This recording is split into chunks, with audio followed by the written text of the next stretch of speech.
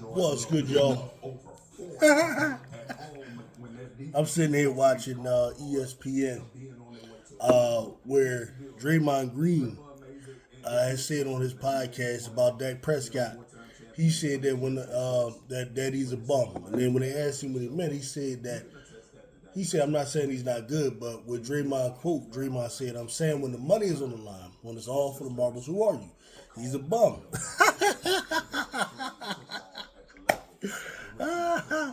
And Stephen A. Smith kind of like agreed. Swagoo up here, a little bit. Marcus Spears used to play for the Dallas Cowboys as a defensive tackle. He in his feelings a little bit about it. And he was saying, made excuses about you can't compare basketball and football and stuff like that. And there's different variables that take place, like Jordan Love scoring 40 and all that, which I think is a bunch of BS. Because what Dak Prescott lacks is focus. It's focus in the big moments. And great players, despite the sport, it doesn't matter if it's boxing, basketball, tennis, bowling. Focus is the main thing. Focus is the main thing. Right? So we can criticize the defense, but we're talking about Dak's performance. You know what I mean? So I kind of agree with it. But anyway, going on to some other things, man, there was a lot of movement that took place in the NFL. And I'm focusing more so probably on the NFC East more than anything. I will say something definitely about the Colts picked up Sauce Gardner. So that means the Jets gave up two of their corners. They gave up the slot guy who ended up going to the Eagles. Good move for the Eagles. Man, if Sauce Gardner was available, though, and the Eagles possibly could have grabbed him, man, we had one of the best tandems in the history of football. Matter of fact, the best trio. But that's not realistic. There's a salary cap consideration that you have to, honor. And, two number ones probably couldn't do that anyway. But it is cool. The Eagles are fine. I'm just interested to see what we're going to do with the guys we picked up. I like the linemen we picked up too as well from the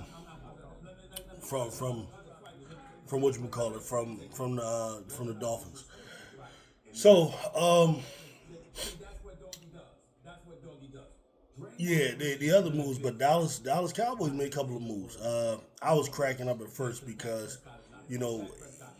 ahead of time, you had Jerry Jones on Sunday night or Monday night talking about he was going to make this big move and everything, and he didn't reveal who it is, and you had to find out tomorrow and all of that, and Cowboy Nation going crazy over it.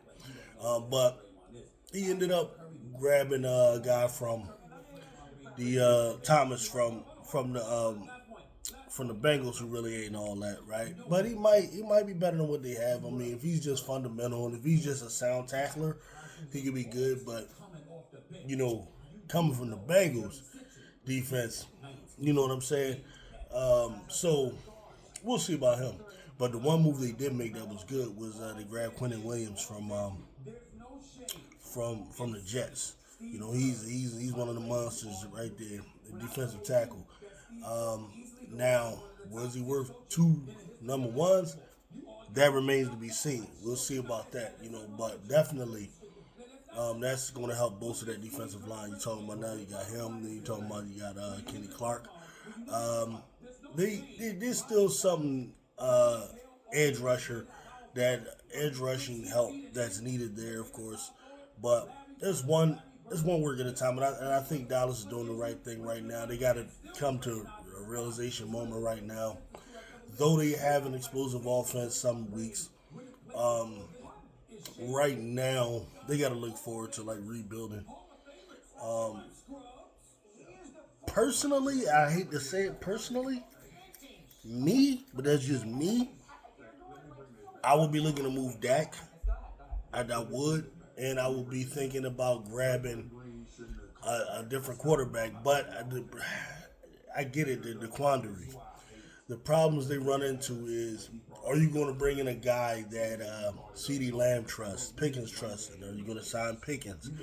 These are the questions, right? So I understand what Jerry would want to do as far as keeping, Pickens and CD with Dak. I get it. You don't want to run the risk because for Dak, you probably could get a pretty good haul. I'm thinking for Dak, you might be able to get a 1 and a 2, or even more. I'm sure there's someone out there who would take him. I'm sure the Raiders would take Dak Prescott right now to put him with Brock Bowers, that sort of thing. Cleveland would take him. There's a number of teams that might take Dak, right? That teams that just the Jets maybe, you know what I mean? You could probably grab some of them Jets picks right back, you know. But and go into the draft. That's what I would do though, because you gotta look here, man. If you strike it, you strike it. You have a chance to get look at what Washington did, Like on one hand, you can mess up and get a Zach Wilson and be like the Jets, but or get a Kenny Pickett and be like Pittsburgh. But on the other hand, you grab a C.J. Stroud, you put him with CD and Pickens, or if you grab like a Jaden Daniels level talent, you know what I'm saying? You can ascend quickly. You know, that's what I would do, right? And that's because I'm a big intangibles guy when I go after players. I'm big on intangibles based on all my years of watching sports. If you follow the channel, I'm big on intangibles. One of the major reasons I love Jalen Hurts is his intangibles. The guy with the best arm, the best this, that, doesn't always do it for you. Okay, I think the biggest difference between Peyton Manning and let's say Tom Brady are the intangibles. It's not the tangibles. No one will sit here and tell you that Tom Brady has a better arm than Peyton Manning, or he throws with better anticipation, or he reads defense and processes faster. No one will tell you that. Right? But what they will tell you is more poised, more focused. Right? He knows how to blot out all the BS, the crowd, the defense, all of those things better. He has that over everybody of his age. The closest guy I've seen to that is Montana, Elway, Bradshaw. My pops and told me he had that. So those things are that's just the way I see it. And Dak hasn't shown it to me. You know what I mean? So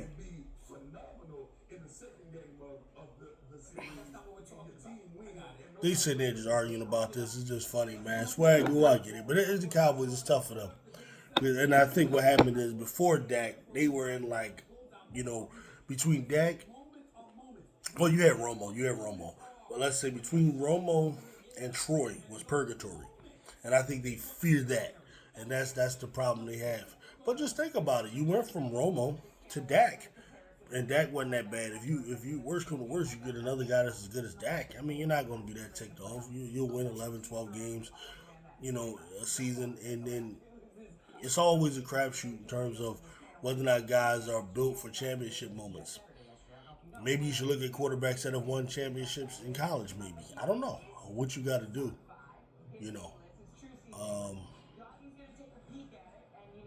But yeah. I think the move Dallas made is good. I don't know. They got some things to figure out on that back end, though, man. Bland and Diggs. If I can unload them, I would. Or Bland, you got to move, I think, to the slot. I don't think he's an outside corner at all. He was horrible against Marvin Harrison. I don't know if he's lost a step because of injury. Maybe he just needs kind of next year to get back to form. I don't know, man. But it's crazy. It's really crazy. I don't know, man. Colts. I think was a good move for them, grabbing Sauce for real. I know he hasn't quite been the lockdown guy that he's been maybe 2 years ago. I don't know what's up with that. Maybe he just needs a new environment, and maybe that'll be it. And this could possibly revive his spirit and his career. So we'll see with that going forward. Personally, I still don't believe this puts the Colts over the top. It's just Daniel Jones. He has to prove it to me.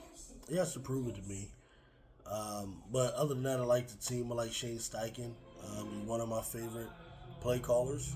You know, the defense is pretty solid already. And then you add Sauce, you can't do nothing but get better. So one thing I'll say, the playoffs will definitely be interesting, man.